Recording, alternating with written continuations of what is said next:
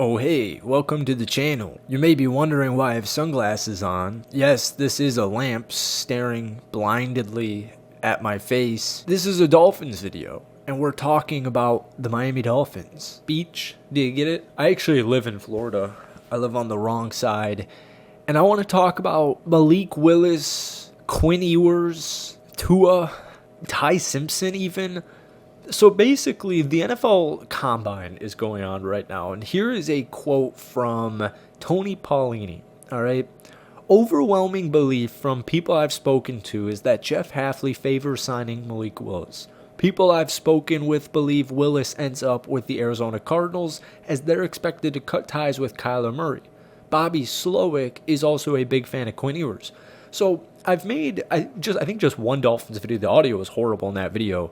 I have a lot of love for Jeff Hafley. I think he is a phenomenal, I think he's going to be a great head coach. He seems like such a leader of men, a guy you can really rally behind, kind of like a Mike McDonald almost. They're going to love him, and I think Dolphins fans are going to love Jeff Hafley. And so his buddy, the GM, your GM, if you're a Dolphins fan, was these are two former Packers. And so there's the joke that they're becoming the Miami Packers and that, let me guess, they're going to go, the former assistant GM for Green Bay, who's now the GM for the Dolphins, he's going to go get Jeff Hafley from Green Bay, and then they're going to go get Malik Willis. And, you would make that joke months ago before Hafley even got hired by Miami, and now it's kind of all coming. Now, I have a lot of opinions on this. I originally had always believed, up until probably today, that Tua would be back to the Miami Dolphins. They would deploy him for the season, and then Quinn Ewers would come in, when he inevitably gets injured or if they end up missing the playoffs. Because I'm thinking Jeff Hafley, a first-year head coach, isn't going to gamble on Quinn Ewers. He's not going to gamble on a third-round Garrett Nussmeier. They can't afford Malik Willis as it stands right now. He's not going to gamble on Kyler Murray in a quarterback swap. He's going to do something more stable at QB. And Tua's on the roster, and trading him, it's not really an issue of finding a suitor. It's just more money related. But then, the GM is Hafley's buddy. They're former Packers guys.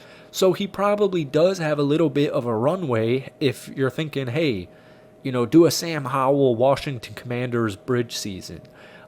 You think Malik Willis is your guy? Go out there, get Malik Willis. Sign him to a 2-year contract. 1 year's guaranteed, just like Justin Fields and the New York Jets last season. Go with that. If it doesn't work out, well, you got Quinn Ewers for the second half or the final month of the season. And then, assumingly that didn't work, a.k.a. a better draft pick, then you'll go out there and you'll find our guy. And then next year, we'll get our guy. So, like I said, a bunch of opinions here. Bobby Slowick, new offensive coordinator for the Miami Dolphins. You may remember Bobby Slowick's name from, first off, his main NFL tenure was Kyle Shanahan. He got hired there in 2017. He's a Shanahan guy, all right? There's something hurting my skin. It's like, God damn, something sticky was on me. That's, okay. I've completely forgot what I was saying exactly, but Bobby Slowick, Kyle Shanahan guy, all right? So then he goes to the offensive coordinator gig for the Houston Texans, C.J. Stroud's rookie season. So he was there for 2 years. They win 2 playoff games, and C.J. Stroud, the rookie, wins. He won Rookie of the Year, and they make the playoffs, and they win a playoff game. It's crazy. The Houston Texans are back.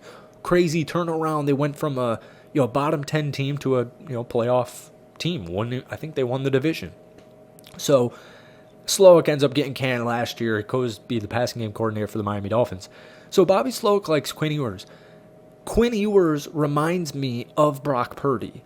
Quinn Ewers was drafted in the 7th round, if I'm not mistaken. It could have been the 6th round, but I feel like Quinn Ewers was a 7th round guy. Brock Purdy, obviously, if you remember, was the final draft pick, Mr. Irrelevant in the entire NFL draft, the very last pick.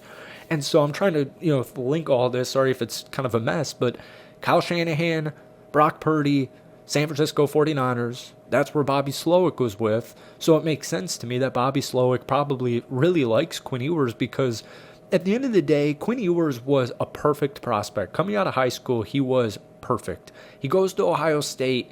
He like reclassifies or goes a year early, doesn't play at OSU, goes back home to Texas, and his Texas tenure is just injuries. And then he's also playing, and you've got Arch Manning, and everybody and their mother wants Arch Manning to be the starting quarterback for, the Texas Longhorns, and it just seemed like a stressful situation, and he was obviously injured, and he had success. And so I think in my perfect world, here are some free agents, okay? Because like I'm saying, the Malik Willis, he's getting a lot of hype. And as a Green Bay Packers fan, I think Malik Willis is a capable starting quarterback. But at the same time, I think most NFL QBs are capable starting quarterbacks. Because I think a lot of it comes down to where you end up. It's so obvious. We've seen Baker Mayfield resurgence. We've seen Sam Darnold resurgence. We've seen Daniel Jones resurgence in 3 consecutive seasons. And it's so obvious that where you go matters. Who your offensive coordinator is matters so much. Who's calling the plays? Rookie QB, no rookie QB. It's the most important thing. It's just as important as who's the quarterback. So these guys come into the league and they have bad situations. So Malik Willis at Tennessee was horrible. And in Green Bay, he's been very good. And he was huge for us a couple of games. We didn't win any. He comes in for Jordan Love when he got hurt against the Chicago Bears. We barely lose in overtime. He diced up the Baltimore Ravens in Week 17. Even though, what I'm trying to get at here is he came in Week 16 for an injured Jordan Love. So the Bears didn't prep. They didn't scheme for Malik Willis to be playing in that football game. Baltimore did, and he diced them up. He diced up Baltimore. And then Week 18 didn't really matter for Green Bay's purposes, but Malik Willis has come in for 2 or 3 games in the last 2 seasons, and he's made huge strides since what I saw and remember him when he was with the Tennessee Titans, where he's not bullet passing anymore. He can actually throw the football. He's got actual touch. That's been the big thing for me personally. Malik Willis has touch on his throws now. That's something I'd never seen before, or at least when he was, at Liberty or Tennessee or whatever. So I keep trying to say the coordinator, who's calling the plays, matters so much. Matt LaFleur is one of the best offensive-minded head coaches in the NFL. If Malik Willis was, say, on, the Miami Dolphins, if he was the backup QB, if it wasn't Quinn Ewers, and it was Malik Willis coming in for Tua, I actually think Mike McDonald's a good play caller, but you kind of get the gist of what I'm trying to get at here. It's such a small sample size on Malik Willis that it's so risky. And if Miami can even afford, if they can find a way to afford a 2-year, $46 million contract, only half of that's going to be guaranteed. Once again, 23 whatever $million, signing bonus, incentives, whatever. It's front-loaded contract. There's no guarantees in the second year or incentives or whatever. However they do the actual finance of it, I am so down for Miami to cut Tua loose before March 13th or whenever it is when the NFL off-season starts on the 11th of March. If they don't cut Tua by the 13th, it costs $3 million, and there's a whole nother thing, but it's becoming apparent as every week passes that Miami is actually probably going to cut or trade Tua or trade him or whatever. So I would love for this team to go sign Malik, and then if Malik doesn't work out or if he gets injured, God forbid, then you go in with Quinn Ewers. I just have a really hard time believing that they would go into the season with Quinn Ewers. I think a more likely situation would be, and I've seen even some mock drafts of Miami taking Ty Simpson at pick number 11. I don't think they would do that. No matter how free agency pans out, I don't think they would do that. I think they'll go probably best player available. It could be Sonny Styles. It could be Carnell Tate. It could be Jordan Tyson. It could be, I'm blanking on every college football player in the draft, but 11th, I'm hoping it's a wide receiver because there's some really fun wide receivers in this class. But I keep trying to get to this point. I could see Joe Flacco and Quinn Ewers. they would do something like that. I don't remember if I named the top 10 free agents, which, by the way, we're 10 minutes into this video. If you don't mind, hit that like button, hit that sub button. Trying to hit 200 subs by the end of February, so your subscription goes a very long way, but thank you for watching regardless. Top 10 free agents according to The Athletic. All right. Daniel Jones, Malik Willis, Aaron Rodgers, Joe Flacco, Mitchell Trubisky, Russell Wilson, Marcus Mariota, Tyrod Taylor, Tyler Huntley, and Kenny Pickett.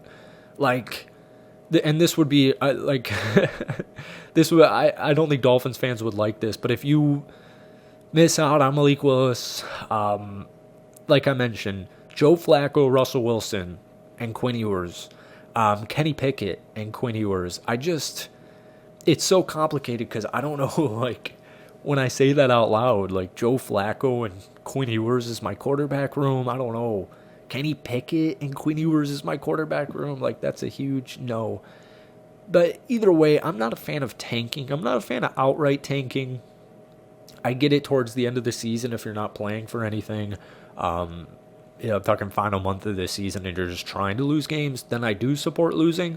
But I don't recommend tanking ever because who really knows what's going to happen next season? I mean, Fernando Mendoza was not even the projected number one pick at all. He wasn't even really the projected best quarterback available in this year's class. So there were a lot of fallers. There were a lot of fallers in this class.